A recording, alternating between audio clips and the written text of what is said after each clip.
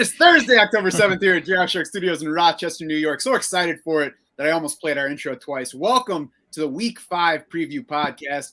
I'm your host, Matt Schauf. With me, as always, is Jared Small. And Jared, it is Week 5. Used to be this is a quarter into the season. It's not now because we've got 18 weeks. So I don't know what the percentage is, but it's moving along. And we're on Thursday, so we have the Rams at the Seahawks tonight. Rams by 2.5 in this game, over under 54.5. It's the second highest over under the week. And I want to start with Robert Woods because when a good player is getting disappointing usage or giving us disappointing production, what we want to hear is the coach say something to indicate that he wants to get him more involved, get him the ball, whatever, to talk up his guy, whatever exactly it is. Here's what Sean McVay said about Robert Woods this week. Quote, "This guy's a stud in every sense of the word. It is important to be able to get a handful of guys involved. That's something that I always want to continue to be intentional about. So when Robert's involved, that's a good thing for the Rams offense. We just need to get him some more opportunities, and that starts with me." It sounds good, doesn't it? I mean, actions speak louder than words to me, and we've had 4 weeks now where Cooper Kupp's been the clear featured guy in this passing game. Like, if you just watch the games, like Kupp's the guy they're trying to get the ball to. I mean, Robert Woods isn't dead. This matchup tonight is good enough. Like, I think the Rams offense is going to have no trouble doing anything tonight. So I think you stick with Woods. But I'm done expecting like the targets to even up between Kupp and Woods. I think it's Kupp as the number 1. I think it's Woods as the 2, and I think it's Van Jefferson as like the 3. And Jefferson's like Woods is closer to Jefferson than he is to Kupp in the pecking order to me. Yes, that has definitely been the case so far. I think that's how we have to treat it for now. Coop is the clear number 1, and he's Coop. I'm calling him by a nickname for his first name, just like putting it together with his last name. That's how good he's been so far. I'm just making him Madonna at this point. But the other thing that I like from what Sean McVay said is he talked specifically about calling plays where a guy is the primary option, where the ball is supposed to go to him rather than relying on reads to get the ball to the different options. So I think that we might see a little bit extra for Robert Woods tonight. I wouldn't go in counting on it, but as you said, the matchup's good enough that if the decision is close, I think you can take another shot on Robert Woods this week and see what happens. It's not like he's been disappointing, but it's not like he's been crushing us so far. He's 28th among wide receivers in our expected fantasy points. So he's been getting wide receiver 3 usage. I think last week we already started to see, the Cardinals defense really focus on stopping Cooper Kupp, and it worked to an extent. Like, he had his worst fantasy game of the season, even though the volume was still there. It was Van Jefferson who kind of benefited from, I think, more attention to Cooper Kupp. It's going to be Woods some weeks, and it definitely could be tonight. Again, I think you stick with him. I don't think he's like a top 20 fantasy wide receiver the rest of the way. Yes, I agree with that. And the matchup we said is good for him. It's also terrific for Matthew Stafford, Darrell Henderson, and Tyler Higbee tonight.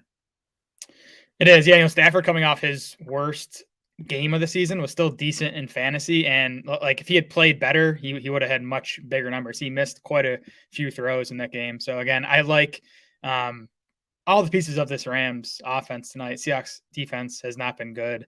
Tyler Higbee are sticking with him. Darrell Henderson has been a workhorse back when he's been healthy this season. So I think he's an RB1 for week 5.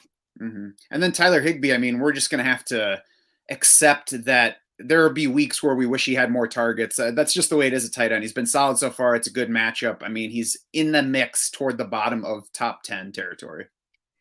Yeah, exactly. I think he's a low-end tight end 1. The usage has been fine. That was one of the throws Stafford missed. Higbee was open right at the goal line near the end of that game, and Stafford threw low. So Higbee's still a big part of what's a top 5 offense. Mm-hmm. On the Seattle side, you're playing the normal passing game guys. That does not include Freddie Swain, even though he scored his second TD of the season last week. He's seen just 11% target share. And the game might not include Chris Carson. He's looking iffy with a neck injury that cost him the past 2 days. Yeah, listed as questionable. Didn't practice at all this week. So we'll find out around 7 p.m. Eastern tonight if he's active. If not, I think Alex Collins is the lead back. He's not going to be a feature back. I think you're going to see Travis Homer and maybe even DJ Dallas mix in, especially on passing downs. But I think Collins would be in play as like an RB3 if Carson ends up inactive tonight. Yeah, I think if you're hard up, Alex Collins is in the mix, but don't go reaching over somebody that's actually good to play Alex Collins. Yep. Gerald Everett, I think the one more guy worth mentioning here, and he still needs one more negative COVID test from what I have seen today to be eligible for this game, right? Yep, that's right. I guess we'll just find out at game time if he's active. I don't think he's a great play tonight. I mean, I would say the Rams are tough against wide receivers, and they have, for the most part, shut down DK Metcalf and Tyler Lockett in their recent meetings. So maybe that pushes some more work to the tight ends. But Everett to me is more of like a DFS flyer than a redraft option this week. Yes, I agree, especially for a Thursday night showdown. Before we get out of this game, we've got a YouTube viewer that wants to know Robert Woods or Hollywood Brown this week in PPR. What do you got, Jared? I'd go Hollywood Brown. His usage has just been so much better than Woods so far. And, Woods' matchup is a bit better, but I'm not scared of Brown's matchup against the Colts. Yeah, I agree. The only real knock on Brown so far has been targets, and I think that there will be enough, and that's certainly been an issue for Robert Woods so far. So I'll take the guy who's performing better. And, they're both in offenses with plenty of upside. Yep. Anything else from that game before we move on? That's it. We fly across the Atlantic Ocean for the next game because Sunday morning we had the Jets and Falcons whetting the British appetites for American football, 9:30 a.m. Eastern. So make sure you have all your players set by then ahead of that one if you have to play anybody from this game. Certainly not a bad thing if you don't. Falcons by 3 for this game, over under 46. It's actually up 2 points from where it opened. So I don't know, maybe there's a little bit more juice than you might think at first. I guess starting on the Jets side, welcome back Jamison Crowder last week, huh? Yeah, 9 targets last week, which led the team. And remember, Braxton Berrios, he had 21 targets over the Jets' first 3 games, filling in for Crowder as that slot guy. So it's a good spot to be in this offense. I think Crowder, he's still lacking upside just until this Jets offense gets going a bit. Although Zach Wilson is coming off his best game of the season and should theoretically keep getting better throughout the year. But Crowder's a guy I added in a few leagues where he was available this week. I think he'll be useful, at least when bye weeks start to hit. Yeah, we'll see exactly how everything fits together once everybody's back, because we had no Elijah Moore last week with a concussion. Looks like he'll play this week. It'll be the first time this season that we've had Jamison Crowder and Elijah Moore around. My guess is that it's Corey Davis, Jamison Crowder, Elijah Moore as the top 3 receivers, with Keelan Cole getting knocked out. But it's one of those things that we won't really know for sure until we see it, I think. Yeah, that's what I would imagine too, with Crowder getting the majority of the slot snaps and Moore playing on the outside. But I do think Corey Davis is still the top guy in this passing game. He, last week was his second top 7 fantasy finish of the season. He has 2 duds alongside that, but he's had 2 big fantasy games now. He's 28th among wide receivers and targets, and this is a nice matchup against Atlanta. So I think Davis is in play as a wide receiver 3 this week. Yeah, I agree with that. I think Davis is the first one in. Not a lock to lead the team in targets, but the best bet. He was only 3 routes ahead of Jamison Crowder for the team lead last week, and then Keelan Cole was just 2 behind Jamison Crowder. So, fairly close in terms of playing time, but Corey Davis has been the best bet for targets and production here. Anything else on the Jets offense? I mean, is it time to do anything with Michael Carter? I mean, again, he should definitely be owned in all leagues. I think, he's still not someone I'd want to use, but he is trending up. Season high in snap rate last week, 51%. Season high 16 opportunities. Carter also led Jets running backs in pass routes for the first time all season last week. So he's kind of taken over as the leader on the ground and in the passing game. And that's worth something. As buys start to hit, Carter is going to be a guy who you can throw in there and you'll probably get 12 to 15 touches out of. Yes, I will give you that it's worth something. If Carter's trending in the right direction if you have him stashed on your roster. I don't think it's time to really think about putting him in the lineup.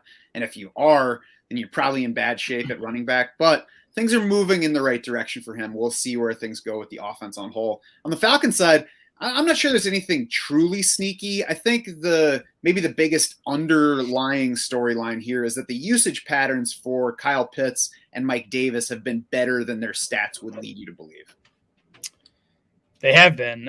Pitts is still top 6 in basically any usage metric you look at among tight ends. He's 3rd in our expected fantasy points to the position. So, I mean, you've got to keep sticking with him. I think, he hasn't killed you even through 4 weeks. I do think bigger games are coming. Mike Davis, like you said, I mean, his snap rate is holding steady. He's still seeing like RB3 type volume. So that's kind of just what I think he is going forward. I mean, Cordarrelle Patterson played more wide receiver than he did running back last week. So it's kind of interesting how they're using him. Like it changes from game to game, probably based on matchup.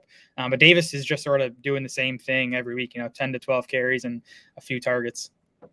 Yeah, and I think that's key for looking at Patterson, because it's not a situation where you have to choose one or the other between the running backs, because if Atlanta's just going to move Patterson around and use him where he helps the team, then there's room for both of those guys to produce. And for Davis, the Jets have been the third best scoring matchup for running backs so far, according to our adjusted fantasy points allowed. So it's a good spot for him, and he's been getting good usage, 22 more carries than Cordarrelle Patterson and only 3 fewer targets through 4 games. So obviously Patterson's been the splash guy. He's got the touchdowns, but Mike Davis has been okay. And I think that I'm never going to call Mike Davis a high upside guy. I'm not going to say go out and get him, but whereas people liked him too much collectively heading into the season, now I think people are disliking him too much based on what we've seen usage-wise for the 2 running backs in Atlanta and the fantasy numbers that have gone with both of them. Yeah, Davis hasn't finished worse than RB32 none of these first 4 weeks. He hasn't had a ceiling game, but he's had a pretty nice floor. And as you said, the matchup here is awesome. The Jets have allowed the 7th most rushing yards to running backs. They've also allowed the 2nd most catches and the 2nd most receiving yards to running backs. So it's a good matchup on the ground and through the passing game for Davis. And if you're a DS Insider, you can check out the fantasy points allowed and strength of schedule pages on DraftSharks.com anytime to get those numbers that we're referring to. Mike Davis is sitting tied with Jonathan Taylor and Antonio Gibson in our PPR ranks for this week.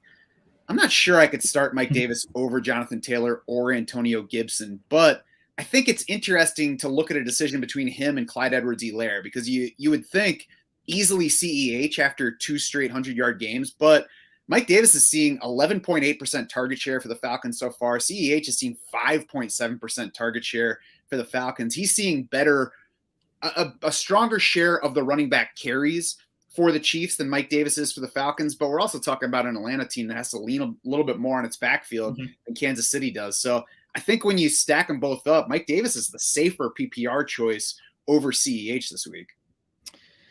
Yeah, I would not start Davis over JT or Gibson.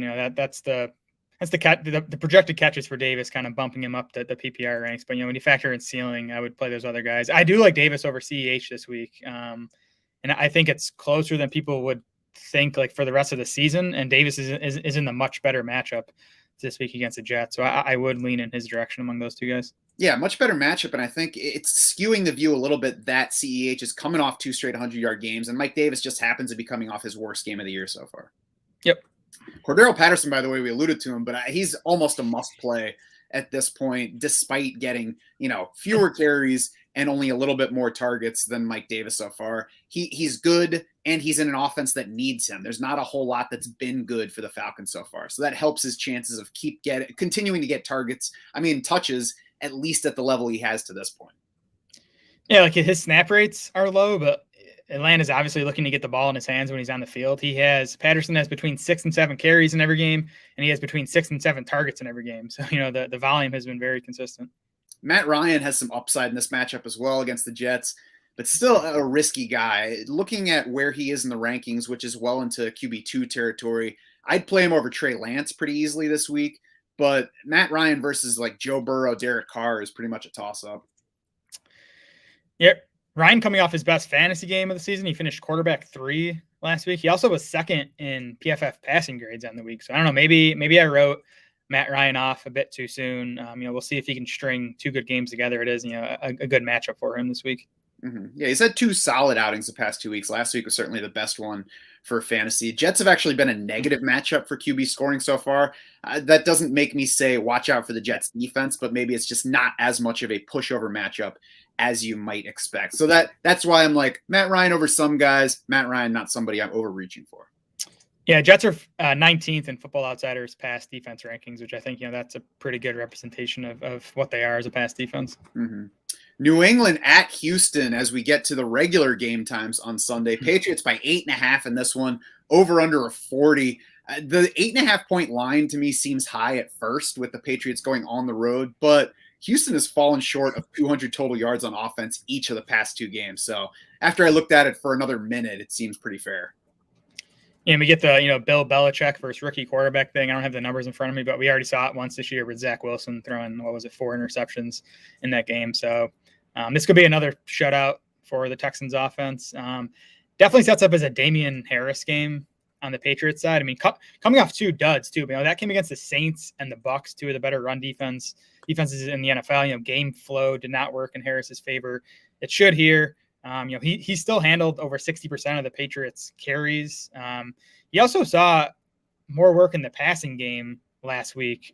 Harris actually led Patriots running backs in pass routes. It wasn't Brandon Bolden. Bolden got the targets, but Harris was in more pass routes in that first game with James White out. That's not going to matter that much this week. You're playing Harris for the rushing upside, but going forward, that could make him a more reliable weekly play if he's getting 2 or 3 targets every game. Yeah, and I think that we still, even though Brandon Bolden got 6 targets last week, I don't think we expect him to really be James White the rest of the way. So it's good that Damian Harris is getting some of that usage. You'd expect to see some more targets going forward. Otherwise, on the New England side, Jacoby Myers is the only other guy that I think is really attractive. He remains allergic to the end zone, but he has seen 12-plus targets, 8-plus catches in 2 straight games. I think he's a solid wide receiver 3 in PPR right now on a weekly basis.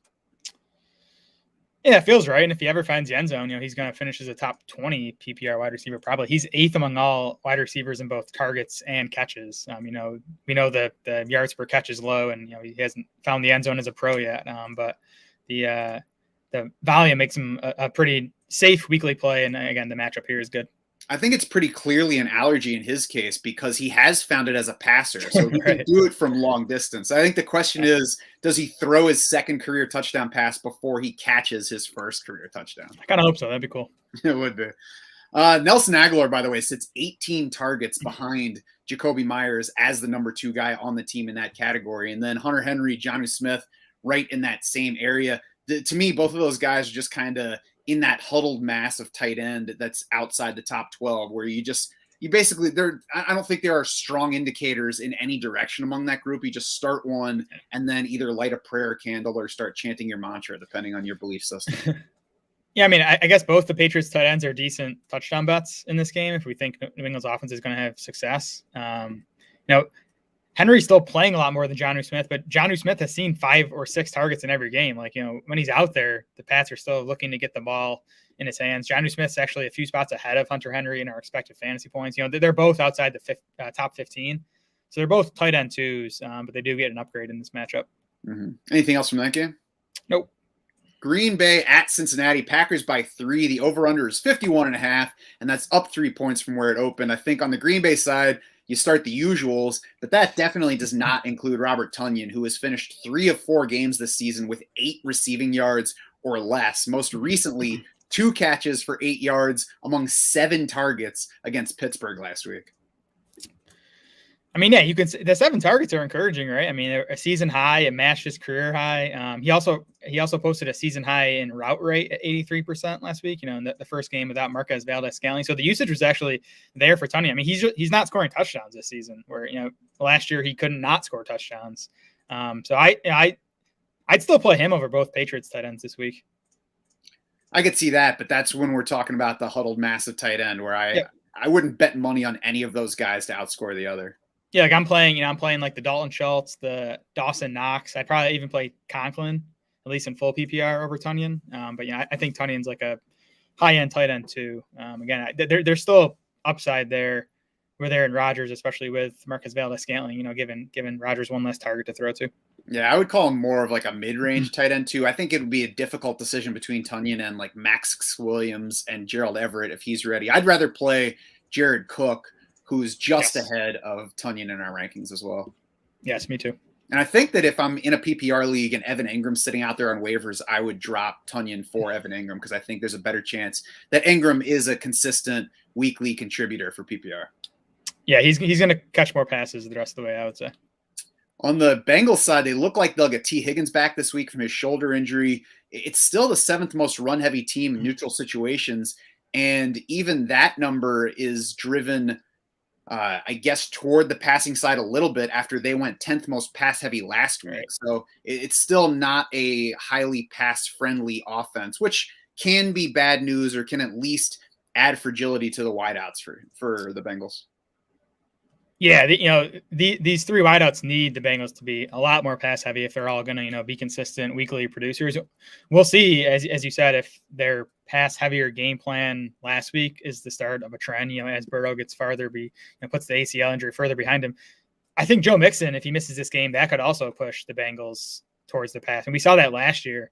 Soon, when Mixon got hurt for the season, the rest of the way, the Bengals were much pass heavier. I would not be surprised if we see the same thing here. So, Mixon's injury were obviously worth keeping a close eye on the rest of this week.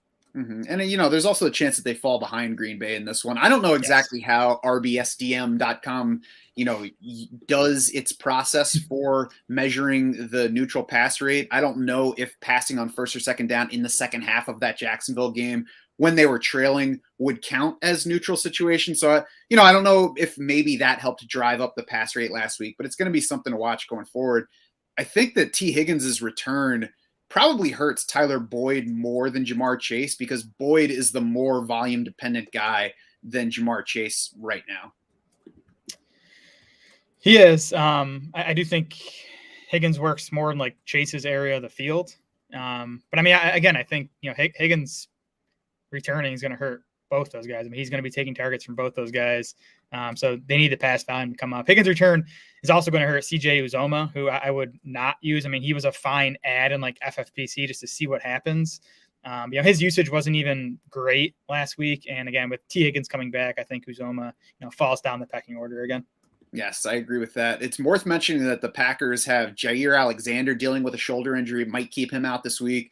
Kevin King has a concussion, another corner. He's not terrific, but he's a starting corner when he's healthy for them. So possibility that they're down 2 starting corners in this game. I mentioned Jamar Chase. I think he's just going to be a high variance player going forward at a high variance position unless we get a lot more pass volume from these Bengals. I think that a good base for comparison is just looking at him like a more talented DJ Chark, but also with more talent around him.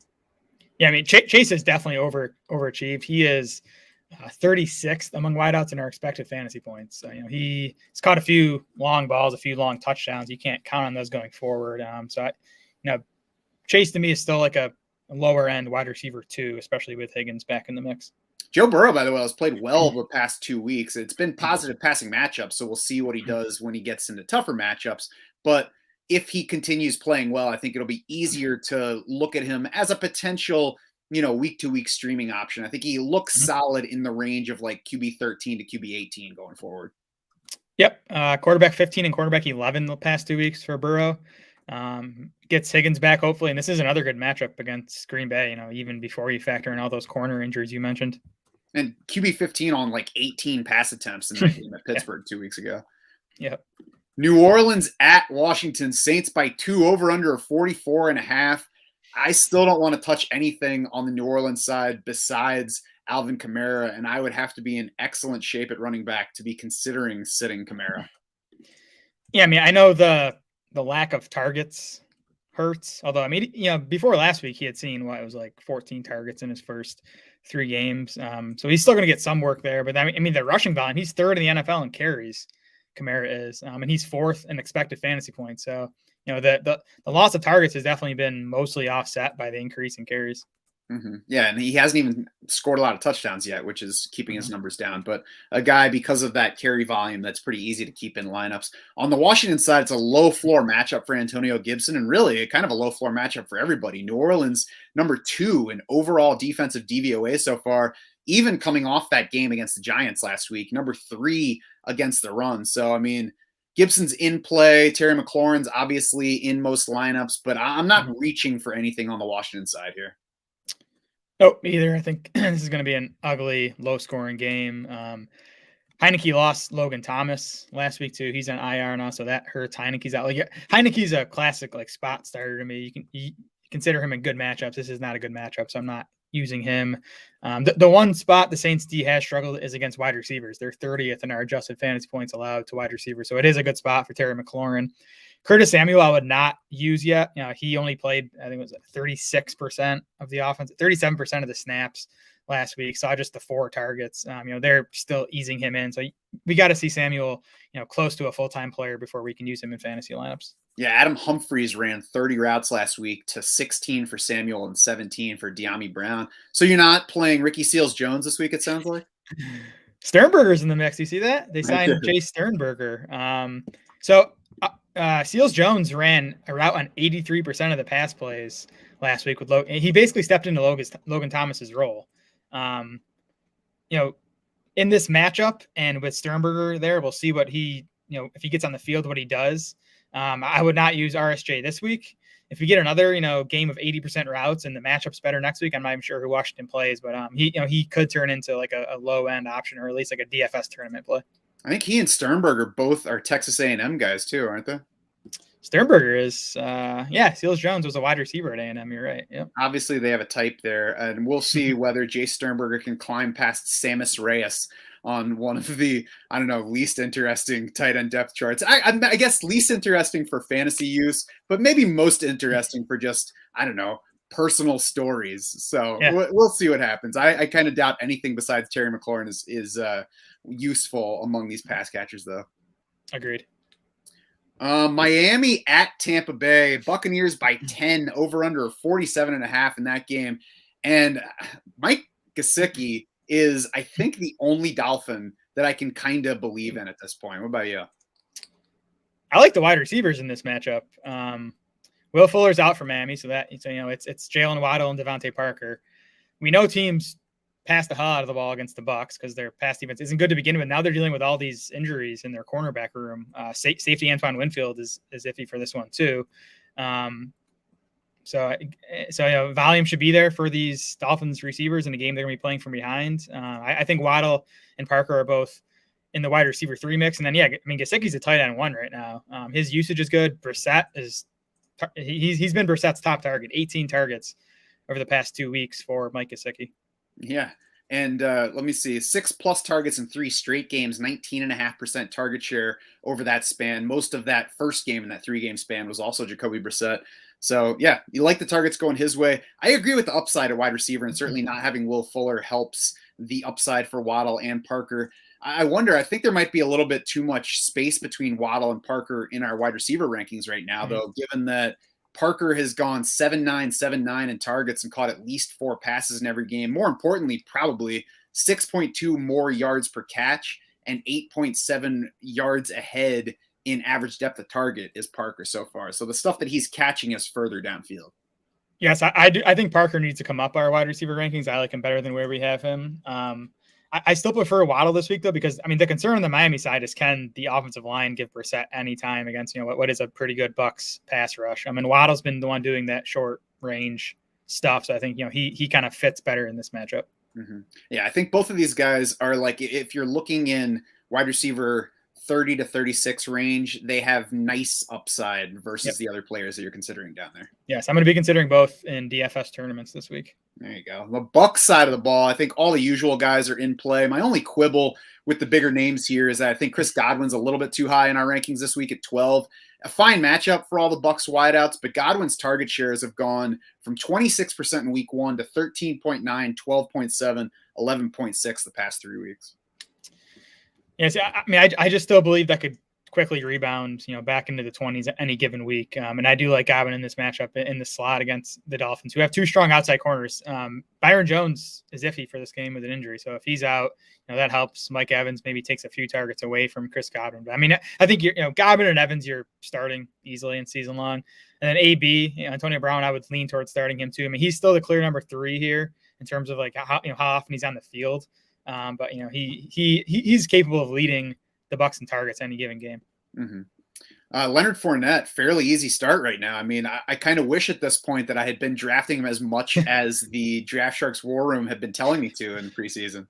Yeah, I did. He's my most owned running back in best ball, which I was very scared about heading into the season. I'm feeling much better about now.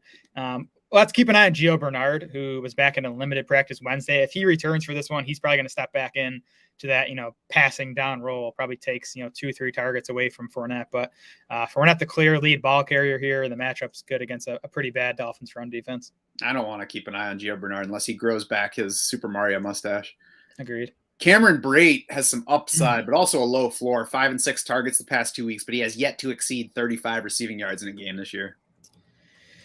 Yeah, so Rob Gronkowski, I would assume he's going to miss this game again with all his injuries. And Brate was the clear lead tight end with Gronk out last week. He saw 6 targets, caught just 2 of them, ran her out on 70% of the dropbacks, which is a pretty nice number. So he's a decent touchdown bet, I think, just with how easy we expect the Bucs to move the ball in this game. So I think Brate is in play I don't know. I think he's right there with the Patriots tight ends. Who was the other tight end we were talking Robert about? Tonyan. Kind of in that mix. Tonyan. Yeah, I think he's right in the mix with those types. Yeah, that's what I was just thinking about. It was him versus Robert Tonyan. I mean, if I had that decision to make, I really don't know which way I would go. It's a coin flip. It's one of those things where you can make whatever argument you want, but it's whoever between them happens to get an end zone target. And I guess overall, I'd probably bet on Tampa Bay having more end zone opportunities than Green Bay. So maybe that's the lean. But if you're making a decision like that, just know I'm not answering you with any certainty. Yep, you're rolling the dice on who's going to score a touchdown. Right. Philadelphia at Carolina. Panthers by 3.5. It's over under 45. Jalen Hurts on the Philly side is a must. QB4 in fantasy points right now. I mean, he's just done it every single week. Yeah, it's top 10 quarterback all 4 weeks of the season. He might be the only quarterback that's done that. I'd have to pull it up, but this is his toughest matchup yet against Carolina. Although they lost J.C. Horn a couple weeks ago. They lost Shaq Thompson now. So, they're dealing with some injuries. It's Hurts' toughest matchup yet, but I don't think they're going to stop him, especially on the ground. So I think Hurts remains a pretty safe top 10 quarterback. Yeah, I agree. I mean, he finished QB3 last week, and he lost like 3 touchdowns that easily could have been on his line as well, beyond what he did. Not like he ended up running for a touchdown instead of getting a passing one. So Devontae Smith had his first 100-yard game of his career last week. He gets a coverage matchup that we're kind of still figuring out. You mentioned J.C. Horn going down. They traded for Stephon Gilmore, who's not going to be ready to play yet. They traded for C.J. Henderson, who isn't really in the mix yet. So there's talent in Carolina. But we don't know yet just how good that defense is. And Dallas didn't even test it all that much last week. They ran the ball more than they passed it. So we're still seeing about Carolina. So I guess ultimately Devontae Smith is in play low in wide receiver 3 range, more like high in wide receiver 4 range. Really depends on who I have to choose among there. His passing volume, so the overall Philly passing volume last week helped him. He still saw just 20.9% target share, which is fine, but it's not like he's a dominant number 1 wideout for Philly. Yep, I agree with that. He's 22nd in expected fantasy points among wide receivers, so he's been getting pretty good usage. He's 9th in air yards. That's kind of what's helping him. He's getting those downfield shots. Football Outsiders has the Panthers 32nd in coverage against number 1 wide receivers. They gave up a big game to Brandon Cooks. They gave up the 2-touchdown game to Corey Davis back in week 1. So they've struggled against the lead wideout. So I think Smith's a fine wide receiver 3 this week. There you go. Maybe I'm underselling Devontae Smith a little bit. Maybe it's a little bit of that homophobia as an Eagles fan. Yeah. We got Nate Hill on YouTube asking if we should play Hollywood or Devontae Smith in half PPR. Which way are you going? Hollywood for me. Yes, same for me. I mean, upside to both of them, but I think Hollywood's the one to trust a little bit more for role and for production, having played longer with his quarterback for the most part, I guess. Yep. Otherwise, on the Philly offense, Dallas Goedert has been much worse in target share than Devontae Smith to this point, just a little bit less than 11% target share on the season. Scored his 2nd touchdown of the year last week, lost another one to a penalty, so he could have had a truly big game, but still trailed Zach Ertz by 3 targets in that game. So it was a bit of a straw man performance for him. He's very close to Zach Ertz in routes run for the season, which is not good considering where you drafted Goddard versus where Zach Ertz is getting drafted. It's a good week to be selling Dallas Goedert. Definitely. Yeah. I mean, Goddard's just ahead of Ertz in routes run. Ertz is ahead of Goddard in targets, 19-16. Ertz is ahead of Goddard in our expected fantasy points. Goddard's just 19th among tight ends in expected fantasy points. He's getting like mid tight end 2 type usage. He's better than Ertz. Like, I think he should be getting more work. I think Goddard's a better fantasy bet, but he's a risky tight end 1 with that type of usage. Yeah, I wrote up Goddard for our buy sell hold report, by the way, our 2nd of the season, which hit the site this week, so you can check that out if you're a DS Insider. And I think that it's the usage that we're talking about. He beat Zach Ertz in targets in week 1. He has not beaten Zach Ertz in targets in a game since then. And it's also that I don't think that Dallas Goedert's game and Jalen Hurts' game mesh particularly well. Because if you look at the breakdown of Jalen Hurts' passing by level of the field, his weakest by PFF grade is the area where Dallas Goedert's ADOT is. So it's just not, when you add that together with the spread it around pass offense that we've seen so far, it's just not a great situation for Dallas Goedert becoming a reliable fantasy scorer this season. Yeah, it's a good point. I think Hurts also struggles throwing over the middle of the field, doesn't he? Which is, where tight ends tend to operate. Yes.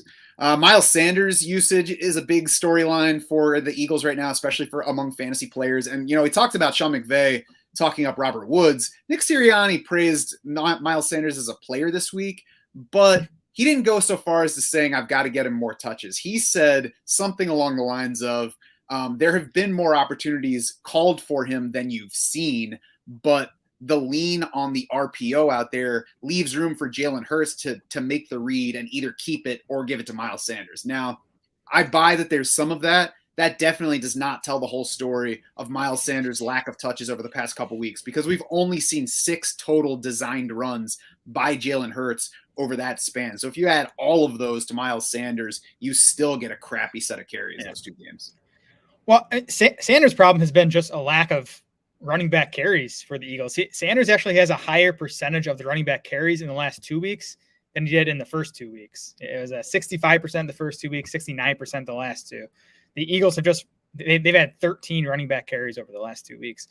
Sanders also had 7 targets in the first 2 weeks. He has 7 targets in the past 2 weeks. So his role hasn't changed much. And he's just gotten game scripted out because the Eagles have been falling behind, which, will continue to be a concern, I think, throughout the season because their defense isn't very good. But he's still the lead back here.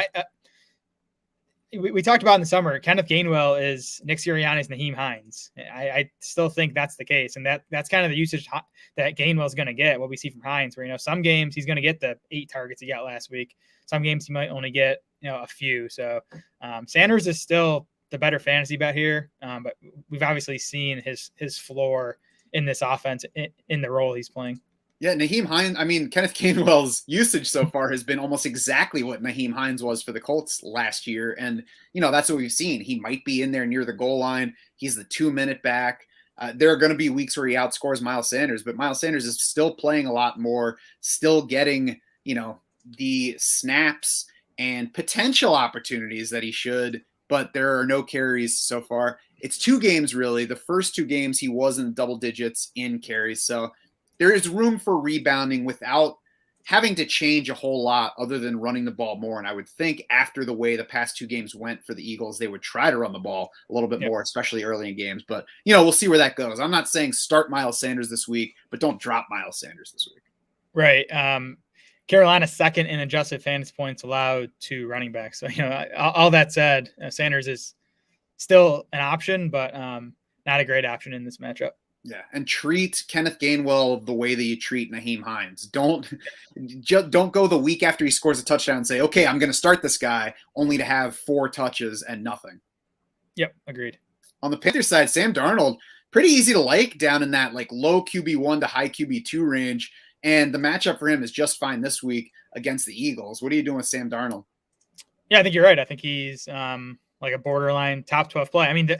Obviously the rushing touchdowns are not going to continue at this pace. But Carolina's calling designed stuff for Sam Darnold. He has 13 designed runs through the first 4 games. And he's also 6th in the NFL in passing yards. He's just 18th in passing touchdowns because he's scoring all the touchdowns with his legs. So I think there's, the rushing touchdowns will come down, the passing touchdowns will come up.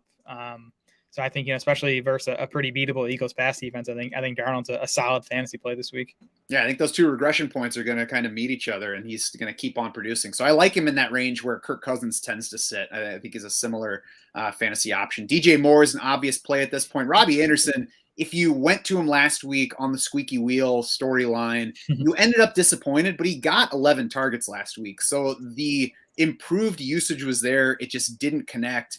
I think if there were a worse matchup this week, I would say, all right, forget it. Let's bench Robbie Anderson. But as it is, I think that you consider Robbie Anderson low in wide receiver 3 territory against what's a bad Eagles secondary and a pass rush that hasn't even been terrific so far. Yeah, I think Anderson's still an option. Like he's not a must sit. He's definitely not a must start. Nice to see the 11 targets, but I almost am more worried about him that, he still didn't do anything on 11 targets last week. His average up to target came way down too. Is at 12.8 yards last week after being over 18 the first 3. So Panthers definitely tried to do some different stuff with him. Still didn't result in a big fantasy outing. We might get Christian McCaffrey back this week too, which would obviously, take some targets away from the wide receivers. I think there was something like a 19.1 passer rating on balls thrown his way, even with no drops for Anderson. So I think it was a little bit of bad luck. So we'll see. Yeah. Again, as you said, not a must start, but definitely not a must sit this week either. It's just so strange that like Darnold doesn't want to look to him, and when he does, they can't connect when they have a history of playing together. It's weird. I think it's the hair. It's off-putting, the Robbie Anderson hair. Fingers crossed for Christian McCaffrey this week. We'll watch. What was his practice level yesterday? Limited. Matt Rule said he looked good, and then he said this morning he's hopeful McCaffrey can play this week. So still seems like 50-50 to me. Nice, because Chuba Hubbard did not get the Mike Davis role last week. He lost 5 targets to Rodney Smith. Yeah, he was the lead ball carrier. But yeah, as you said, he didn't play a whole lot on passing downs. That was a problem, especially in that game when they fell behind Dallas. So I still think he's like a borderline RB2 if McCaffrey sits out this game, because Carolina probably won't be playing from behind, and Hubbard probably gets 15 or so carries. But yeah, he's not going to get that passing game work. Mm-hmm. Anything else from that game? Nope. Tennessee at Jacksonville. Titans by 1 here. They opened as 4.5-point favorites. So I guess bettors are like, oh, we'll take the Jaguars here. Over under of 49. And on the Tennessee side, we got A.J. Brown back to a limited practice Wednesday. Still no Julio Jones. Both of those guys, of course, dealing with hamstring injuries. So we'll see what happens with each of those receivers throughout this week. Probably worth doing at least a price check on A.J. Brown this week, though, before he does return to game action. Yeah, I'd say so. I mean, I'd want to be buying low because the hamstrings are always tricky, but especially with Julio still out, like I don't know, there's a chance, especially for someone like Jones, that this hammy kind of lingers all year for him, and that could kind of turn Brown into the target monster we thought he would be before Julio arrived. So, yeah, I mean, if Brown plays this week, you're starting him. Julio, I would obviously plan on not having this week, considering he didn't practice yesterday. I picked up A.J. Brown for absolutely nothing off of waivers in a home league, but a home league that has a $100 entry. So people should be taking it seriously. I wouldn't expect to find him on waivers anywhere else, but you can get him for probably not a whole lot right now. It's definitely worth checking. I think you could probably get A.J. Brown straight up for Cordarrelle Patterson, and really based on the deals that we've seen this week, you might be able to package something where you get more than A.J. Brown in return for Cordarrelle Patterson. It's crazy, but I'm sure it's possible in some leagues. Yeah, it's at least worth looking into. I mean, like if you have Cordarrelle Patterson, go ahead and propose something where you're like, this isn't going to get accepted, because it's worth a shot to at least see what happens this week. Exactly. What was it? Someone got DeAndre Swift for him, right? Yep, DeAndre Swift straight up, and somebody else got Allen Robinson and Chris Carson, which obviously doesn't look awesome with Carson's injury right now, but still, that's the kind of trade that even if it doesn't end up working out, I would still say was a good deal to make, because the upside on either Robinson or Carson there is just much higher the rest of the way than it is on Patterson. Agreed. Anyway, getting back to these Titans, Anthony Ferkser got an okay 5 targets in his return last week, but he only played half the snaps in that game. Yeah, he ran around on 71% of the dropbacks, which is a nice number. But yeah, I mean, the volume wasn't really there, especially the Titans ran 100 plays in that game because we went into overtime, and, they had the ball so much against the Jets. So all the stuff was kind of inflated. So yeah, Ferkser is not really an option, especially if A.J. Brown is back. I do think Ryan Tannehill is back in play if he gets at least A.J. Brown back. He's just played well, honestly, since that week 1 dud. He's up to 11th among quarterbacks in PFF passing grade. Obviously disappointed in the box score last week, but I mean, it's tough when you don't have any receivers to throw to. Yeah, it's also tough to highlight him when he's just kind of lost in this range. It also includes Daniel Jones, Sam Darnold, Aaron Rodgers, Kirk Cousins. Definitely an option in that range, though. Yep. On the Jacksonville side, a nice week 4 for Trevor Lawrence, football-wise, still ranked low in fantasy points, though. It was low passing volume for that game. Might be headed in the right direction. Might become a guy that we can use, but I don't think he's really a strong lineup consideration yet. Yeah, not yet. Probably with no buys, although, I mean, the matchup's obviously good against Tennessee. But I mean, Lawrence is sitting one outside our top 15 quarterbacks on the week. But yeah, it was his best game as a passer, I thought, Lawrence last week. PFF gave him his best passing grade of the season. He was 14th among quarterbacks on the week. But, more importantly was the rushing we saw. We saw the Jacks call multiple read option plays, and Lawrence kept the ball on a few of those, scored a touchdown. He ended up with 38 rushing yards on 8 carries. So, if that continues, and it should, like you see what he can do as a runner, that's what could make him a spot start option the rest of the way. And he just looked better overall in that game than he had previously. Part of it might be Cincinnati missing a couple of key secondary pieces, but in any event, we'll take it as a positive step for the rookie quarterback. We'll also take the positive step from Laviska Shenault last week, where he led the Jaguars in targets by a pretty healthy margin. I think he was at like 7. Was it 7 or 9 last week for him? I think it was 9. We also saw his average depth of target go way up. It was up at 13 yards last week. I mean, it's all because you lose DJ Chark, and Chenault's going to have to play a more diverse role. He's going to get a volume boost. So, Shenault was kind of like a bench stash to me before the Chark injury. Now I think, he's like probably a weekly wide receiver 3, and maybe even more than that if he kind of, overtakes Marvin Jones as the top option here. He's definitely worth taking a shot on this week against Tennessee. We'll see about that ADOT. There was a 52-yard catch last week. That's a career long for him. I'm sure that boosted his depth of target, but working a little bit further downfield will certainly help. I think both Shenault and Marvin Jones are fairly comfortably inside the top 36 for me this week against Tennessee. Yep. Last week was Marvin Jones' first stud of the season. He'd been a top 36 wide receiver in each of the first 3 weeks of the season. He's still 23rd among wideouts in our expected fantasy points. So, we'll see how the usage starts to go now between Shenault and Marvin Jones. For now, I think they're both, pretty solid wide receiver 3 plays. In the backfield, we've had 2 straight good weeks for usage and production for James Robinson. So at this point, he's a pretty easy RB2 with RB1 upside. He is. Carlos Hyde, I got excited. I was like, he's a healthy scratch. It's James Robinson's backfield the rest of the way. And then we learned that, he showed up to the stadium with shoulder issues, and that's why he was inactive. He was a full practice on Wednesday. So I would assume he's going to be back for this week, probably to steal, 6, 7, 8 touches from Robinson. So it hurts a bit, but Robinson's still, like you said, a pretty solid RB2. That shows you how old Carlos Hyde is he is healthy, and then he woke up with a bad shoulder. Yeah, slept on it wrong. Right. That's something I should be reporting, not an NFL running back. You're about the same age, right? You and Hyde? Pretty much, I think. And before we finish up with the Jags, I'll be curious to see if Dan Arnold's role grows. It's not anything usable yet, but considering that he just joined the team and then was already getting multiple targets in that game, it'll be something to watch for a team that certainly has room for a tight end to emerge. Yes, he's definitely their best tight end, and now with DJ Chark out of the picture, there's room for Arnold to carve out a role. So I like him as a stash in FFPC leagues right now.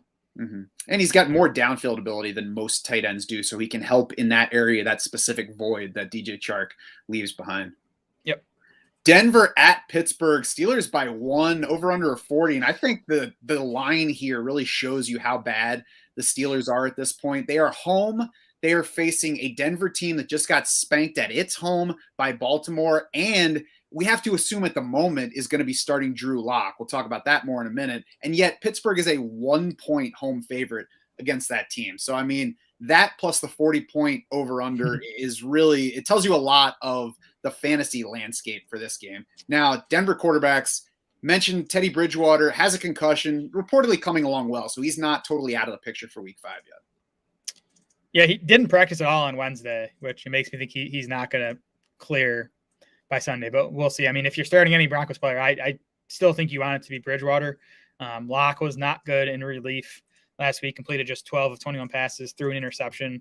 PFF had him 30th in their passing grades among 34 qualifiers last week. So it was same old Drew Lock. He did target Noah Fant and Cortland Sutton pretty heavily among his 21 targets. So 21 passes.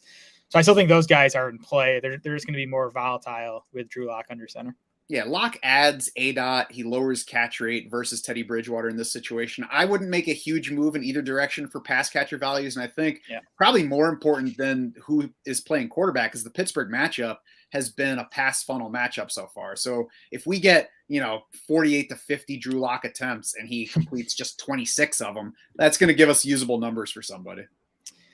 Yeah, it will. And Fant too, by the way, in Denver's first game without Jerry Jeudy and KJ Hamler, Fant saw season high 10 targets. He had a season high route rate. It was up at 86%.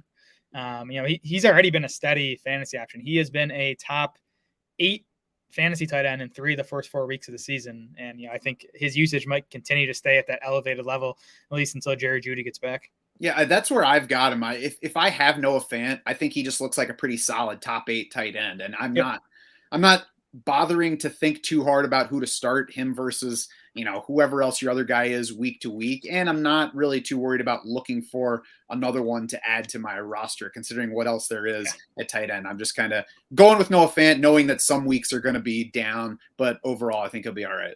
Yeah, you're fine if Fant is your tight end, and I would stick with him over the waiver wire guys like Dawson Knox and Dalton Schultz. Mm-hmm. Wideouts, I mean, you mentioned Cortland Sutton. I think he's a solid low wide receiver 2 to high wide receiver 3. Tim Patrick in kind of the next step down, like on that fringe of wide receiver 3 to 4. Yeah, I'd have Patrick even lower than that. That's kind of where he was for me with Bridgewater. If we're kind of downgrading all these guys a bit with Locke, Patrick is not someone I'd want to use this week. Mm-hmm. On the Steelers side, Chase Claypool returned to a limited practice Wednesday. He missed last week with a hamstring injury, so we'll see where this week goes for him. But Deontay Johnson returned to reclaim the lead wide receiver slot last week.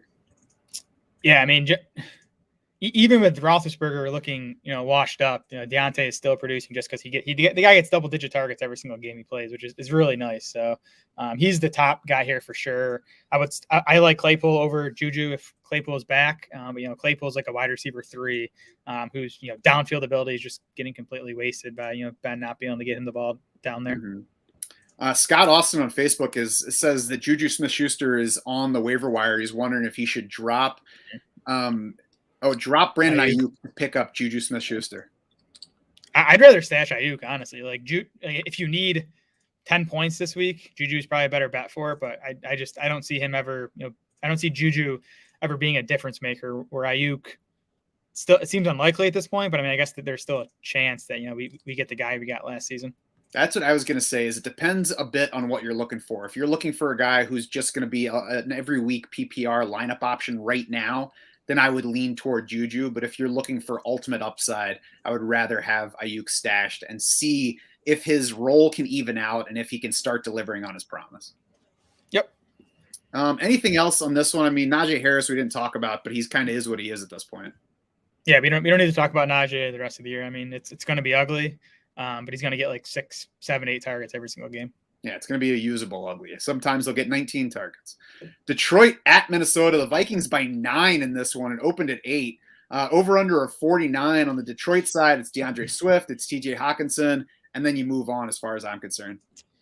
Yeah, some injury issues to monitor in Detroit, though. Hawkinson didn't practice Wednesday with the knee. We don't know anything about that.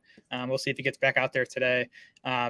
They're going to be missing 2 of their offensive linemen, 2 of their better, probably 2 of their best linemen, left tackle Taylor Decker and center Frank Ragnow. Penny Sewell missed practice on Wednesday with an injury. So keep an eye on all that. It's going to be tougher to trust an already, shaky Lions offense if they're missing 3 linemen.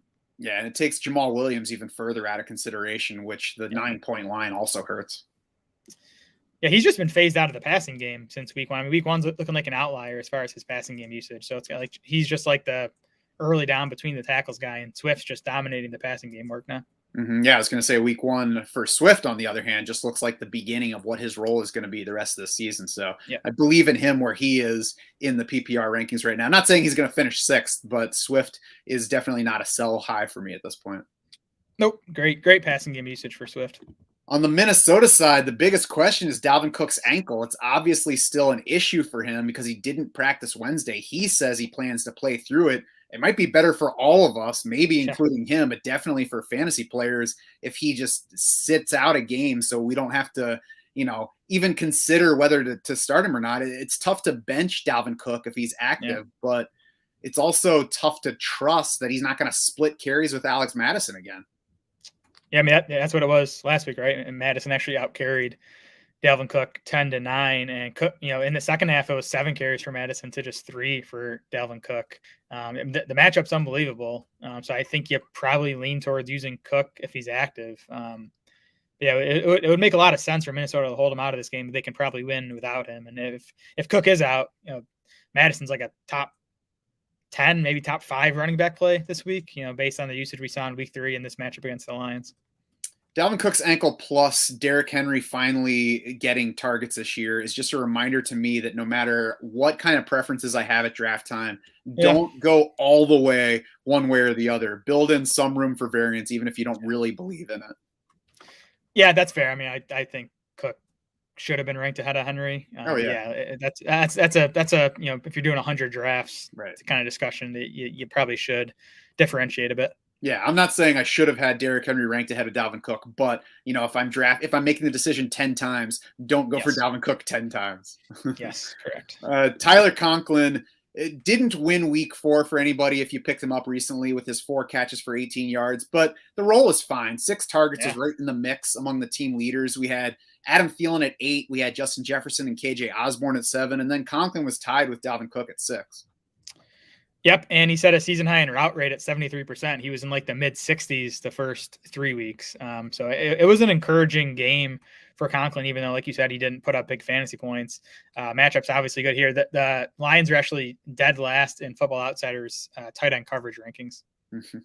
Yeah, the Lions have nothing that scares you in any area. I've seen multiple teams, by the way, drop KJ Osborne this week. I don't think anything has really changed versus what we got the first 2 weeks, other than the production on his targets. The targets are still there, 6+ targets in 3 of 4 games, decent 15.2% target share so far. I'm not saying he's somebody to cling to, somebody that needs to be rostered, but if you did spend money on him and you're not grabbing something of particular value, I think it's worth keeping Osborne stashed in deeper leagues. Yeah, you're right. That nothing's changed, and he's probably going to pop for a few more big games the rest of the way. So I think in deeper leagues, as bye weeks start to hit, Osborne is still someone that might be useful. Mm-hmm. Anything else from that game? Nope. Chicago at Las Vegas. The Raiders by 5.5, over under 44.5. Justin Fields time for real. He's the starter now, even though Andy Dalton is back healthy now. What does that mean for Justin Fields' fantasy outlook and any of the Bears? I honestly have no idea. We'll see how he is. We'll see how the Bears are. I would like to think that the team now caters the offense more to Justin Fields as it really commits to him going forward. But, after the first 2 full game exposures, it's really tough to like anyone wearing a Bears jersey. Yeah, to me, last week was almost like more discouraging for Fields as a fantasy player this season than week 3 was, because Fields played really well last week, but he still finished quarterback 31 in fantasy points because like the passing volume was low. They're not using his legs at all. Like he has 6 carries through his first 2 starts. So we need to see different usage from Fields if he's going to be the upside fantasy play that we thought he could be this season. Yeah, there's no reason that he can't do the same kind of stuff that Jalen Hurts has been doing ever since he got on the field. I'm not saying that he's going to produce at the same level, but we should at least be getting that kind of usage with RPO stuff and a decent rushing floor, and then see what happens from there. Definitely. Elsewhere on that Bears offense, I'd have to be pretty hard up to use Damian Williams. I know the opportunity is there, but he's not that good, and the Bears are obviously a terrible situation for a running back right now. Oh, Montgomery just had a massive game. I know it was against the Lions, but I don't know if it's a terrible situation. He's just a volume play to me. Like I think, Khalil Herbert, was he a 6th round rookie that I actually sort of liked, and I actually grabbed him in a few leagues as a stash this week. But I do think it's going to be Damian Williams handling most of the ball carrying work, probably most of the pass catching work. So you're probably looking at 15 to 20 touches. I think that's why you're using Williams as like a lower end RB2 this week. That's certainly why he's in consideration, but we're also only 2 weeks removed from David Montgomery getting 10 carries in Justin Fields' first ever start and 3 catches in that game. So just don't overrate Damian Williams just because of the opportunity in front of him. I actually spent $1 on Tariq Cohen in my main event league this week to stash him. Can return by week 7. That's 2 games away. David Montgomery should still be out. So, I figure we'll see what is said about Tariq Cohen between now and then, see how healthy he is when he returns, but maybe there's opportunity there. Yeah, good stash. As for the wideouts, results so far say that we should probably trust Darnell Mooney over Allen Robinson at the moment. I'm not sure if I'm ready to do that. I would rather just not use either one and see where things go. But if you just look at what's happened so far, it's tough to tell somebody that Allen Robinson is a better play than Darnell Mooney, who has a better catch rate. He's got no drops so far versus 2 for Robinson. He's got a deeper average depth at target. He's also got a worse passer rating on balls thrown his way. So it's not like he's been lucky in terms of what's thrown at him. It's just Mooney has been outperforming Allen Robinson to this point. The whole situation is tough to believe in, though. Yeah, I don't know what's going on with Robinson. He just doesn't look he doesn't look good to me, and he doesn't look good, and he's still in a shaky situation. So that's not a good recipe. Robinson's seen a 24% target share from Fields over the past 2 weeks. I mean, it hasn't resulted in many raw targets because the volume's been so low. But Darnell Mooney, though, is at 30% of Fields targets over the past 2 weeks. So, he's been the lead guy. I think they're close. And I'm with you. I would not want to start either of them until, we just see some more aggressive play from I wouldn't even say aggressive play because Fields was looking downfield a bunch last week, which was nice to see. But we need more volume to make Mooney or A-Rob a guy we can count on in fantasy lineups. Right. You can take a shot on either one, but I can't confidently tell you that it's a good time to play either of those players. On the Vegas side, Derek Carr is kind of in his usual spot. Maybe he ends up being too low because he has been to this point, but the matchup is fairly neutral. The Vegas line says that we don't need to expect the Raiders to chase, so maybe that keeps passing volume down a little bit. But the Raiders have also been 5th highest in neutral pass rate so far this year. So they're probably just going to throw the ball a decent amount anyway. So Derek Carr is a solid option, not anybody that I would go dropping even for, one of the quarterbacks that might be a couple spots ahead of him in our rankings. I mean, Carr has really just played one bad half this season. It came, in the first half of that Monday night game. Even in the second half, he was, productive, kind of saved his fantasy day a bit. But yeah, I mean, Raiders at home here. Matchup, like you said, is neutral. I think Carr is fine. I think there's better spot start options. Kirk Cousins is definitely a better option this week. But if you've been rolling with Carr, I think he's okay to stick with. Mm-hmm. Hunter Renfrow is solid as well. Higher floor, lower ceiling than Henry Ruggs. He's basically Cole Beasley with no controversy. He is. He's 34th among receivers in expected fantasy points. He's getting low end wide receiver 3 usage. So I mean, that's all I'm going to say. He could probably play safety for the Raiders. That was a sweet play. The anticipation and the tackle, very impressive. That was awesome. I mean, he could probably start at free safety for the Raiders right now. Maybe slot corner. I don't know. They put him anywhere. He's the kid who on your youth team in whatever sport, the coach just puts him at whatever position. He's good at that too. if I just never seen the guy, I'd like him a lot more than I do. It's just hard for me to get excited about Renfrow. I know I got to be be better, but we shouldn't get to see his face. He could also have a cooler name, but he's just delivering to this point. Yes. Henry Ruggs, is Henry Ruggs. What are you doing with Henry Ruggs? I mean, he didn't top 5 targets in any of his first 14 NFL games. He's now gone 7-7-6 the last 3. So he's trending up. He's still boom bust. A lot of his shots are downfield. But you could do worse as a wide receiver 4 or flex. I do think he's going to have some big games the rest of the way. Mm-hmm. Yeah, Chicago's not scary as a matchup for wide receivers at this point, although they might get safety Tayshaun Gibson back for this game. In the backfield, I would try not to use any of the Raiders running backs until we get a truly healthy Josh Jacobs game. But I think Josh Jacobs is a decent buy low option to look into right now. Not somebody I would go hard after, but the kind of guy that you could include in a package where if he has upside, awesome. If he doesn't pay off, then it doesn't crush the trade for you.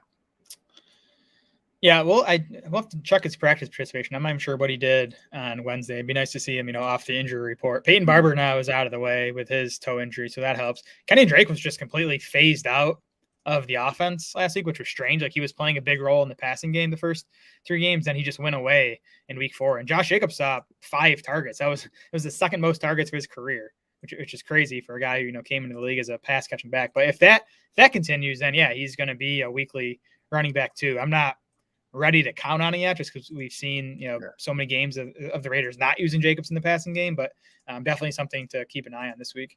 Yeah, and I want to see him in a fully healthy game at this point before I put him in the lineup if I can help it. I'll be curious to see if the Raiders run the ball more once they do get a fully healthy Josh Jacobs, if that is a thing at any point this year. Last year, they were just 19th in neutral pass rate. I mentioned that this year they are 5th, so I think it's possible that they're just running the ball less because they don't have Jacobs. Overall, their running game is 30th in DVOA right now, so really not much reason to rely on that group. Yep. Anything else from that game? No. Cleveland at the LA Chargers. Chargers by 2 over under 46.5. It was reported today, Thursday, that Baker Mayfield has been playing through a torn left shoulder labrum for which he's been wearing a harness on the shoulder. I'm sure he downplays any effect of that on his throwing. It has to affect your passing some, though, to be wearing something, even on your non-throwing shoulder, that you're not usually wearing. Not saying that explains away his issues last week, but it's something to keep in mind going forward. It doesn't really matter all that much, I think, because Baker Mayfield's not been a strong fantasy consideration, even at full health. But, something to keep in mind. You continue to like the usage and the upside for Odell Beckham, even with the shoulder harness on Baker Mayfield.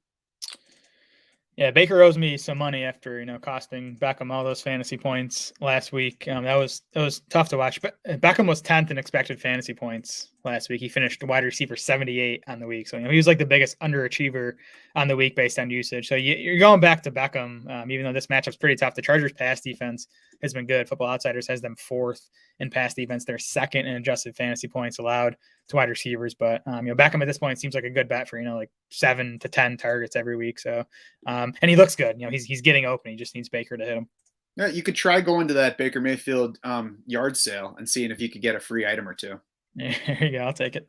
Otherwise, on the Cleveland side, I think it's really just the running backs, and they're in their usual places, Nick Chubb and Kareem Hunt. Yeah, Hunt's been closer to Chubb in usage than even I expected coming into the season. I mean, we know that was always a concern for Chubb is Hunt's presence, but we have Chubb 17th in expected fantasy points and Kareem Hunt at 22nd in expected fantasy points. Hunt's doing most of the passing game stuff, and when they get to the goal line, it's been 50-50 between Chubb and Hunt. So you're obviously starting Chubb, and I think Hunt's a nice play this week too, because the Chargers are much weaker against the run than the pass. So it should, as usual, be a run-heavy game plan from Cleveland. Yeah, I certainly think that Hunt's solid, and I'm trying to look up the usage numbers. I want to not overrate his role too much, because he's 6th in. I can't find the exact numbers, but he's something like 6th in PPR points at the position, but tied for 16th in targets and 26th in total touches among running backs.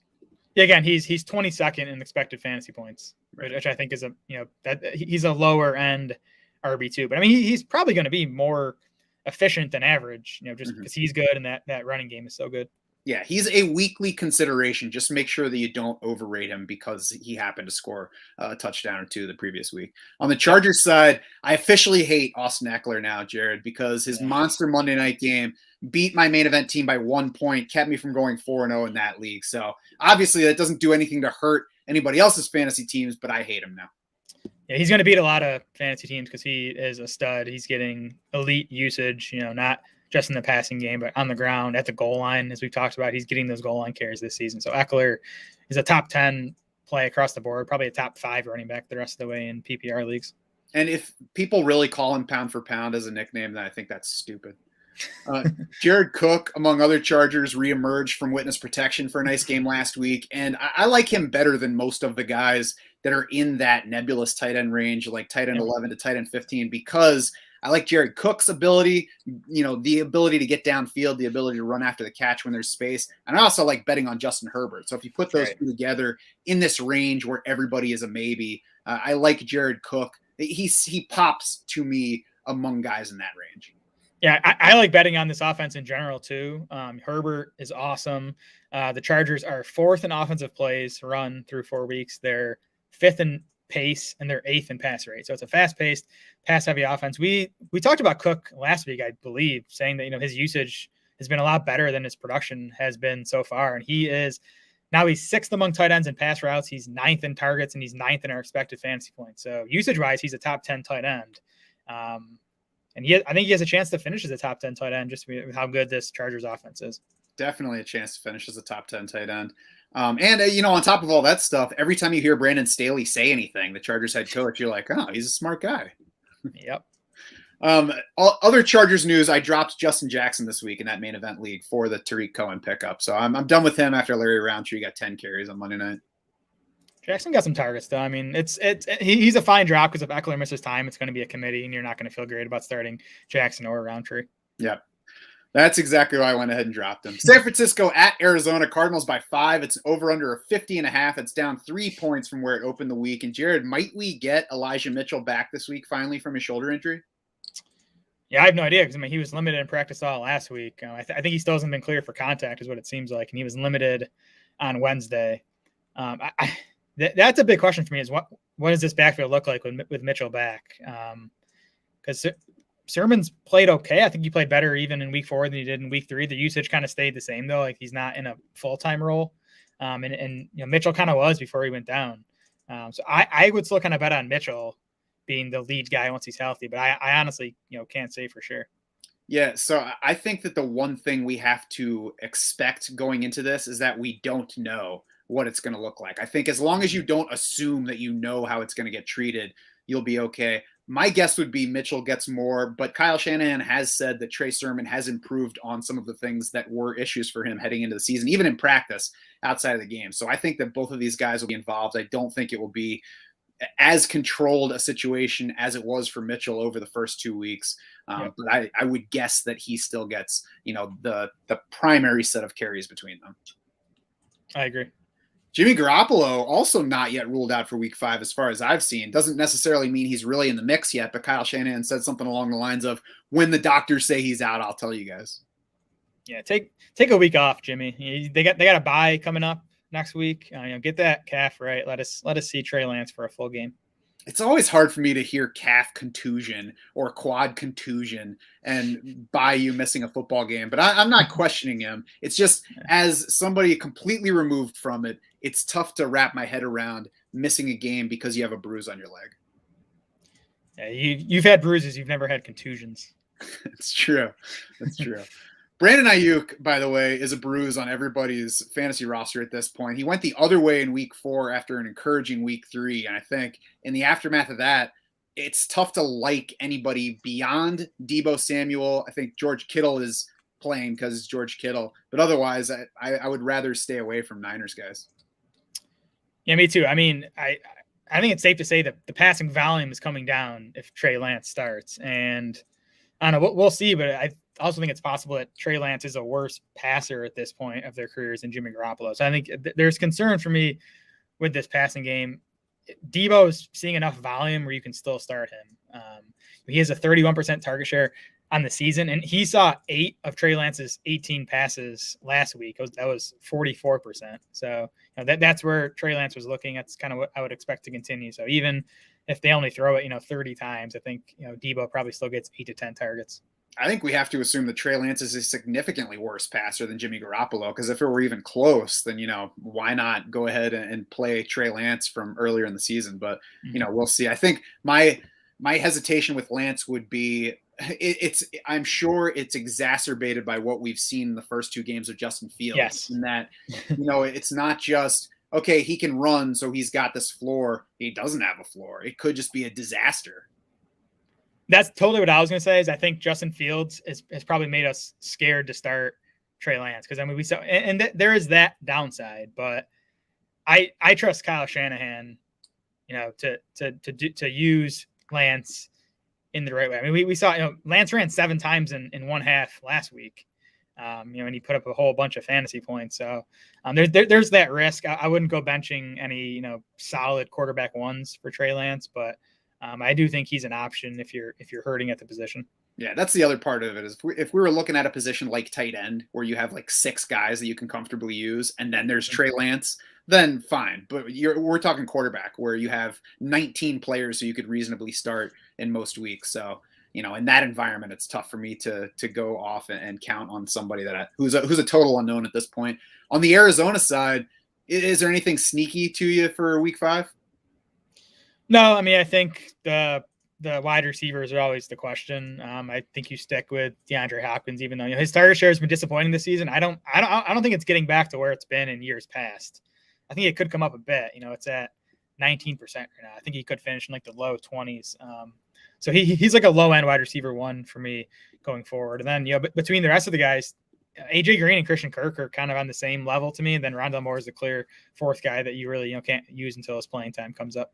Yeah, any of these guys can pop in a given week, but none of them is really worth elevating too much because we just can't count on the targets and opportunities being there. James Conner, we've got a question in here from Brock Wild on YouTube. James Conner or Zach Moss this week, which are very similar looking guys. They are very similar looking guys. I would start Moss, though. I think he's a bit more involved in the passing game, which helps, and I like his matchup better. I mean, the matchup's fine for Conner, but the Chiefs D is just pathetic. So I think I think the Bills offense should be able to do whatever it wants on Sunday night. Yeah, we'll be getting to that game in a few minutes, but that certainly seems like a game in which you want to have players playing. Giants at Dallas, Cowboys by 7 points, over under 52.5. My knee-jerk reaction earlier this week when we were doing our regular rankings arguing was to say, no, this isn't a different Daniel Jones than we've seen before. But the guy's second among all quarterbacks in PFF passing grade so far. So it certainly seems like a different Daniel Jones. He's 8th and 10th in Football Outsiders passing efficiency metrics. He is 12th in QBR. He's also fared well through the first 4 weeks despite missing very key pieces of the offense. I mean, at no point so far have the Giants been totally healthy among their pass catchers, and yet Daniel Jones is still delivering. Yeah, I did not see 400 passing yards in New Orleans coming last week, without Sterling Shepard and Darius Slayton. And those guys both were out of practice on Wednesday, so it looks like they're both going to miss again, which definitely hurts. But I hate to say, but Kadarius Toney looked good in week 4, kind of in place of Sterling Shepard. The Giants used him the right way, just kind of got him the ball near the line of scrimmage and let him use his after catch ability. So that helps Daniel Jones. He's still giving us the rushing. Obviously, he's third among quarterbacks in both carries and rushing yards. Dallas's D has been solid. They're 9th in Football Outsiders pass D. They're 12th in adjusted points allowed to quarterback. So it's not like a great matchup for Daniel Jones. It's also not one I think you have to avoid. So I do think he's still in play as a week 4 or week 5 spot start option. Yeah, he's on the edge of our QB1 rankings at this point, and I think that's where he belongs. Good guy to have on your roster right now, especially if he's your backup, if he's your number 2 quarterback. And Kadarius Toney, quite a Rondale Moore impression last week against the Saints. Yeah, I mean, he got the usage Moore should be getting. Toney led the team with 9 targets. It was an 8.5 yard ADOT, which usually be higher ADOTs, but I think Toney should be around 8 yards. Again, just get the ball in his hands because he is good with the ball in his hands. He was 31st in expected fantasy points among wide receivers last week. So we got wide receiver 3 usage. I think he is in play as a wide receiver 3, especially in PPR if Sterling Shepard is out again this week. Yeah, I think that's a fairly encouraging ADOT for him because we could easily see him get used in this role where he's got a 3 yard ADOT and they're just getting him the ball at or behind the line of scrimmage most of the time. So that they're going downfield at all certainly helps. And I would not want it to be a double digit thing because then we would get into the range where it's much, higher variance passes and he's going to have a lower catch rate and less yardage. I wouldn't be surprised if we see him be, a minor PPR factor over the next few weeks. Not anybody that I'm chasing after, not anybody I'm definitely starting this week, but an option certainly for deeper teams. And hopefully, when Shepard gets back, they don't stick him back on the outside and keep Toney in the slot because, Shepard's best in the slot too. And I don't think Toney is capable of playing outside right now. Mm-hmm. He might be capable of keeping Darius Slayton out of the top 3. So we'll see. Sterling Shepard, Darius Slayton, both still out Wednesday with their injuries. So, we'll see where things go, but I think we're assuming right now that they won't be back for week 5. Kenny Golladay was limited Wednesday. And so far this season, week 2 has been the only time where he was not limited on Wednesday. In week 1, it was a hamstring. In weeks 3 and 4, it was a hip. This week, it's a groin. So I think the fact that it's a new injury makes it even more worth monitoring. I guess the positive here is that he's coming off a season-high snap share in that OT win at New Orleans.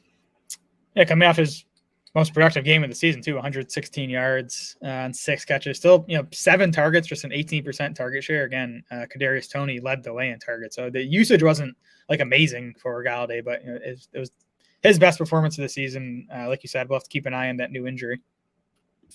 Saquon Barkley certainly looking much closer to Saquon Barkley now after he had the long touchdown catch at New Orleans and, just outperformed a matchup that was bad for him on the ground. Yeah, I think he looks I think he's back. That was a really impressive game, and the usage continues to be impressive as it was in week 3. So Barkley, a locked in top 8 running back, probably top 5 running back the rest of the way for me. Mm-hmm. And then Evan Ingram, we kind of alluded to earlier. He's still unexciting, but he did bump up his snap share from 56% in his return game to 68% last week. Second straight game with 6 targets, so that's a decent level of usage. I think we'll see some games of more targets than that. Tight end has been the most positive matchup against the Dallas defense so far. It's not the kind of tremendously positive matchup that you go chasing, but a friendly one. Yeah, it's a fine matchup. And like you said, 6 targets in each of the last 2 weeks for Ingram. That's relatively good at tight end. So I do think he's not an exciting play, but I think he's probably going to keep you afloat at tight end. Mm-hmm. Anything else on that game? Want to talk any Cowboys? I mean, there's not a whole lot to say, I guess. I do think Dalton Schultz is like legit. I think you can use him as like a lower end tight end one. He separated from Blake Jarwin as far as pass routes last week. They'd been pretty much splitting pass routes the first 3 weeks, but it was 79% for Schultz last week, so just 34% for Jarwin. So if that continues, Schultz is someone we can count on every week. Mm-hmm. Yeah, and I'm going to have to make the decision between Dalton Schultz and Tyler Higbee before tonight's game on my main event team this week. I think I'm probably leaning toward Schultz just because I have Dak Prescott as my quarterback there, so it gives it a little bit more upside because really there's not a whole lot else separating the two of them. They're right next to each other in our week 5 rankings. Yeah, it's right now. I mean, again, if Schultz is going to stay at that type of route rate, I think he's right there with Higbee. I'm a little distracted because somebody in the chat on YouTube said that Calvin Ridley, there was news on Calvin Ridley this week. He missed Thursday's practice. But I'm not going to say anything beyond that because I don't know what's true. I was trying to see if there were any reports on it, but we'll be looking into Calvin Ridley beyond the show. And probably by the time you're listening to this on the podcast, you'll know what's true and what's not about him. So for here, we'll move on to the Sunday night game. It's Buffalo at Kansas City. The Chiefs by just 2.5, which I think is noteworthy for a home game for these Chiefs. They're not usually favored by that little at home. Over under 56.5. It is the highest of the week. And as we kind of got to a minute ago, I think you're playing everything Buffalo in this matchup against the Chiefs defense that's been terrible. Yeah, Ridley is out this week. Schefter tweeted personal issue. So that obviously hurts Matt Ryan, helps Kyle Pitts, helps Cordarrelle Patterson probably, but Ridley not an option for you this week. Yeah, the Bills. I mean, you're starting everyone, I think, and that includes Emmanuel Sanders and Cole Beasley. Sanders is 19th among wide receivers in expected fantasy points. He's getting wide receiver 2 usage just because the Bills are passing it so much. So he's in play. Cole Beasley's in play. Dawson Knox, I think, to me is like right there with Dalton Schultz, where the usage has been there too. It's not just the production. He's getting the targets. He's running the pass routes. He's obviously one of the Bills' favorite options when they get near the end zone. We even saw that last year with their tight end. So.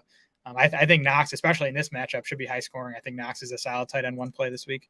Yeah, he's the kind of guy that I don't think you should hesitate to go ahead and boost into the top 12 range because he hasn't been huge so far in terms of targets, but he's been regularly involved, and it's such a high upside offense and a high upside matchup that you go ahead and play him over probably more familiar names with confidence. The matchup is worse on the Chiefs side, but you're playing the big 3 anyway because they're that good. I think the player to, not lose sight of reality for is Clyde Edwards-Helaire. Mentioned before, he's coming off 2 straight 100-yard games. Those were in positive matchups. His receiving usage has been bad, really. I mean, based on what we thought we were getting last year and even heading into this season without big challenges seemingly in the backfield with him. 3, 0, 2, and 3 targets so far, 7 total catches through 4 games. He's seen 5.7% target share. This was supposed to be Clyde Edwards-Helaire was supposed to at least be a good receiver, and then we would see what he was as a runner. He's already getting phased out in that area, and Darrell Williams is finding similar usage. So that tells me the Chiefs have been disappointed with what they've seen from Clyde Edwards-Helaire as a receiver so far. Yeah, disappointing usage in the passing game. Darrell Williams has all 3 of the Chiefs' carries inside the 5-yard line this season. So I'm pretty much ready to say that Darrell Williams is this team's goal line back. So, touchdown upside was one of the big arguments for Edwards-Helaire, and I don't even think that's really the case because he's going to have to score from distance if he scores. He's an RB2 to me. He's getting that level of work, and it's still one of, if not the best offenses in the NFL. So he's fine. It's again he's not going to be a top 10 fantasy back the rest of the way. And his touchdown reception last week was a shovel pass from 1 yard out. So he's still involved in that area. But having Darrell Williams involved as a receiver and a goal line back is certainly not good for CEH's outlook. And I mean, I think it says something that you can say it's a decision at least. Even if you end up going with Clyde Edwards-Helaire, it's a decision between him and Mike Davis this week. That's where he's at as a performer. Yep. Josh Gordon, by the way, might play for the Chiefs as soon as this week. we'll see. For me, I'm interested to watch it. I want to see what happens with Josh Gordon because he's an exciting player and the Chiefs are an exciting team. But I'm going to watch it happen on somebody else's roster. I'm honestly not interested in rostering Josh Gordon at all because I don't think that he's going to turn into the kind of guy that you can actually start in lineups at any point. Yeah, probably not. I mean, that's most likely. I do think, there's some leagues where he's worth stashing. If your benches are deep enough, you can do worse than Josh Gordon, who, supposedly has looked really good in his first, week and a half with the team. I do think the whole thing is just a knock on McCole Hardman, who his usage has been coming down anyways. He's made a few plays so far this season, but many of them haven't been like wide receiver plays. They're still more gadgety stuff. I just think that's what he is. And that's why the Chiefs probably are adding Gordon because they're hoping to, find that true number 2 wide receiver. Yeah, I mean, you add Gordon because why not? At worst, you lose a guy that you weren't counting on heading into the season anyway, but it's going to be tough for him to find regular targets. So we'll see. The last game on the slate, Indianapolis at Baltimore, Monday night, Ravens by 7, over under 46, and that's down 2 from where it opened. So not an exciting fantasy landscape here. Baltimore is improving on defense. They're up to 12th in overall defensive DVOA, 14th against the pass. They've been solid against the run all through the young season so far. So I think it makes it a worse spot for the Colts offense. And the Colts offense hasn't been awesome in general. Week 4 at Miami was actually the first positive DVOA rating in a single game for them so far this year. The best DVOA so far in a game for the Colts pass offense. Also the second straight positive DVOA for the rush offense. Yeah, Jonathan Taylor finally got in the end zone, even though it came from like 23 yards out. So he still hasn't scored a goal line touchdown. This is one of the games for JT where you're worried about game flow. If they fall behind, he might end up with a dud. I think you have to start him, but just know the floor is low. Michael Pittman, I think, is the guy to talk about on the Colts. His usage has been awesome. His production even has been okay. He hasn't killed you the last 3 weeks. He's finished wide receiver 13, wide receiver 32, and wide receiver 38. But Pittman's 14th among all wide receivers in targets. He's 19th in air yards, and he's 8th in our expected fantasy points usage. So he's getting wide receiver 1 type volume. Obviously has been inefficient because, as you said, the Colts offense hasn't been good. But I think there's better days coming for Pittman, and I think he's already like a wide receiver 3. And I think he, could turn into a top 25 wide receiver if this Colts offense gets going. Yeah, I mean, 12, and 8 targets the past 3 weeks, 6+ catches in each of those games. He can be inefficient at that kind of usage level and still be a good fantasy receiver for us. We'll see what T.Y. Hilton's return means when he does return, but he certainly wasn't a number 1 receiver last year without a full Michael Pittman around. So I would assume that Michael Pittman will continue in that role. And I think Michael Pittman's somebody that I need to adjust my own internal expectation for going forward, because I think the usage that he's seeing and probably the continued pass volume for this team is going to help him the rest of the way. I agree with the downside matchup for Jonathan Taylor. So be wary of that. I don't think that I could sit Jonathan Taylor, as I said, in favor of Mike Davis or Miles Sanders. I would not sit Jonathan Taylor for Damian Williams, but I do think I would sit Jonathan Taylor for Cordarrelle Patterson or Leonard Fournette this week. As odd as that would sound looking back at the season. And Fournette I could see in PPR. Patterson, I don't think I could do it. I don't think I could. He's behind both of those guys in our PPR rankings right now. All right, maybe I should then trust the projections. You're going to have to arm wrestle with ds.com if you disagree with that. Yeah. By the way, we've also got a question on YouTube, Pittman or Robert Woods. I think I would go Pittman over Robert Woods. Yeah, that one's tough for me. Like, I like Pittman's usage better. I like the outlook for the Rams offense much better. I think I'd actually lean towards Woods there. I do think it's a coin flip decision. I think if you're betting on who gets more targets, the bet is Pittman, and that would make him the higher floor guy. I do think that Robert Woods has a higher ceiling in this one. Agreed. Before we wrap up with the Colts, I think if you're looking at Mo Alley Cox this week and wondering what if, remember that 2 weeks ago we were looking at Jack Doyle and wondering what if. It's just not a situation to buy into right now. Kylen Granson ran more pass routes than MAC last week. Right, which is just crazy. I don't get what Mo Alley Cox ever did to deserve this. Jack Doyle was banged up last week too. He was limited in that game, so if he's back to full health, he probably steps back in as the leader there. On the Baltimore side, Marquise Brown has been terrific. We mentioned him a little bit earlier. He profiles similarly to Jamar Chase in that he's not getting high target volume. So that's going to add variance to him, but he's been playing well. He's in a good situation for scoring points. He's 14th in PPR points right now, just 31st among wide receivers and targets. I guess I'll take Marquise Brown among the top 36 in targets. I think he's easy to like in low wide receiver 2 range with clearly upside beyond that if he gets more targets or just happens to score. Yeah, 31st in targets, but 9th in air yards, and he's 21st in our expected fantasy points. So, he's even pretty clearly ahead of Jamar Chase in expected fantasy points. So I think keep rolling with Marquise Brown. We'll see what happens when Rashad Bateman gets back. Maybe he debuts this week. I would expect him to be limited if he does, but we'll see if Bateman cuts into Brown's usage at all. With Sammy Watkins, I want to see if he can catch exactly 4 passes in every single game this year.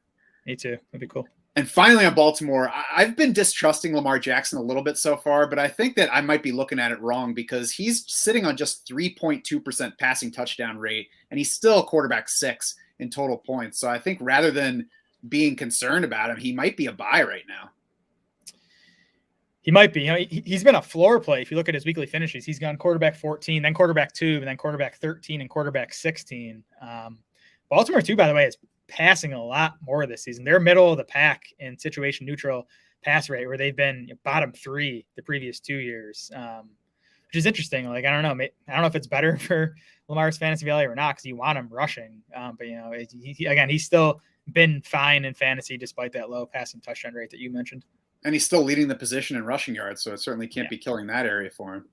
That's going to do it for this Week 5 preview edition of the podcast. Head over to DraftSharks.com. Now you can see our full Week 5 rankings to help you finalize those lineup decisions. Check the My Teams page. You can get customized lineup recommendations based on your scoring format. You can also find us anytime in the free DraftSharks Discord. You can find the link to join that in the description for this podcast, wherever you might be consuming it. For Jared Smola and the rest of the Draft Sharks crew, I'm Matt Schauf saying thanks so much for swimming with us.